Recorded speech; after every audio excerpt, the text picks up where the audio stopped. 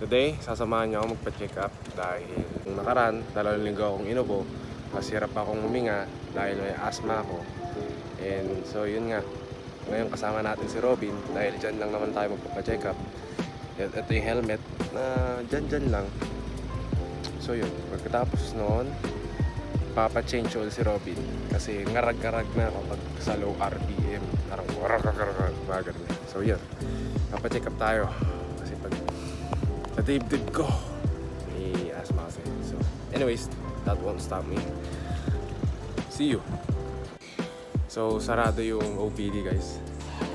Hindi tuloy ako nakapag-checkpoint. Checkpoint tuloy, check up. So sarado ngayon, whole day. Ang bukas nila is Monday. Friday na kasi ngayon. So yeah, agahan ko daw mga 6 or 7. God damn. Anyways, magpapa-change oil na lang ako. Tapos chill ride, you know what I'm saying? Alright, let's go.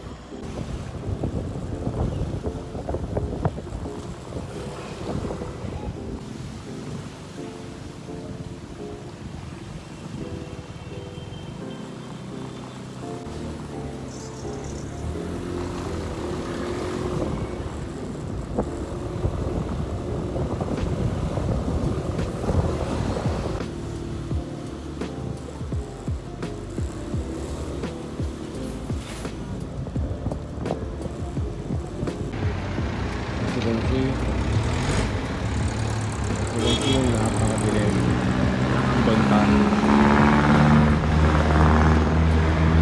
Naambon-ambon. 4:41 PM na. Ewan ko kung abot pa kami sa motor trade. Uy, buwatot na. Lakas. As of now, umuulan ng malakas. Sobrang lakas ang ulan. Grabe baha. Ang ganda nga ng Valenzuela. Kaso, ang cons, bilis magbaha. Tapos wala pa akong dalang raincoat kasi nasa bahay. So ginamit ko na lang yung jacket. Andun.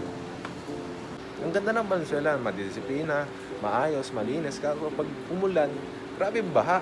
Kala mo resorts eh. Umulan lang, meron na swimming pool sa daanan. Libre pa. Kaso nga lang, may sakit ka na pagkatapos. Humihiin daga eh. Andun si Robin oh. Kita niyo. Basang-basaan na si Robin. Mahal ko yun eh. Wala pa akong lisensya, kasama ko na yun eh. Anyways, I'm going to eat, you know. I'm going to eat muna. Balitaan ko mamaya. Ay. So habang halid sundo muna tayo, tamang chilling lang tayo dito sa subdivision. Kasi training in Manila. Naulan pa din, anong oras na? 7 na. Tapos na ito, uwi na rin.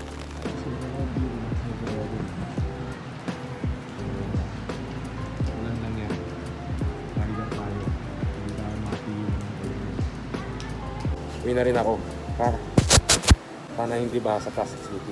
Ayan guys, see you later. Peace. Ayan, nakauwi na ako. Grabe talaga. Lakas ang ulan. Grabe, sobrang baha dito sa Valenzuela talaga. Alam niyo ba, may nakasabay akong lalamove na kahit saan punta kami, baha. Tapos magkasama kami. Tapos sabihin na, baha na naman dito. Tapos punta kami sa kabila. Tapos sabihin namin, makita kami, baha na naman. Either siya mauna, tapos sasabihin niya baha. Tapos ako mauna, tapos mag-high beam. Tapos makikita baha. Sobrang baha, nagkaroon na ako ng kaibigan. Si Kuya Lalamog. So, hindi naman si Kuya Lalamog. Ride safe kuya. Ako nakauwi na ako sa bahay. Yun nga. So, that's it for this vlog guys. Dapat tawag dito sa vlog na to, very wet vlog. Sobrang basa. Sobrang baha. So anyways, like, comment, and subscribe for more videos. And to all riders out there, ride safely. God bless you all. Peace out.